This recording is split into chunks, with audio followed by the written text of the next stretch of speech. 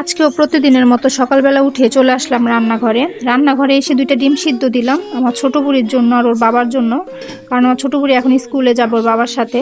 তো ডিম সিদ্ধ বসিয়ে চলে আসলাম আমার বুড়িটার ব্যাগ গোছানোর জন্য। ব্যাগ হচ্ছে আজকে রাতে আমি গুছায় রাখি নাই। তো ওই তো ব্যাগ গোছানো শেষ করে চলে আসলাম ওকে রেডি করতে। এখন হচ্ছে সকাল 6:30 বাজে। তো ওরে রেডি করে ওকে এখন আমি ডিমটা খাইয়ে দেবো। আর আমার বড় মেয়ে আর মেজো মেয়ে এখনও ওঠে নাই, ওরা উঠবে। বড় মেয়ের স্কুল হচ্ছে 12টায়, ওর স্কুল বাস আসবে হচ্ছে 11:30টায়, সেজন্য এখনও ওঠে নাই ও।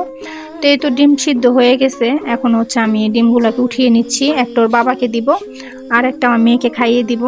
তো এই যে বুড়ির জন্য ডিম নিয়ে আসছি, ডিমটা গরম ছিল তাই একটু একটু করে ওকে খাইয়ে দিচ্ছিলাম। আর ও হচ্ছে খাবার নিয়ে আমাকে খুবই বিরক্ত করে, বিশেষ করে সকালবেলা স্কুলে যাওয়ার সময়। তো এই তোর বাবা হচ্ছে রেডি হয়ে গেছে, কারণ ছোট বুড়িকে নিয়ে আজকে ওর বাবা যাবে। তো এই তো আমি বুড়িকে জুতা পরিয়ে দিলাম, তো চলে যাচ্ছে সে তার বাবার সাথে। প্রতিদিন সকালটা আমার এভাবেই কাটে। তো কার কার সকাল এভাবে কাটে জানাবেন।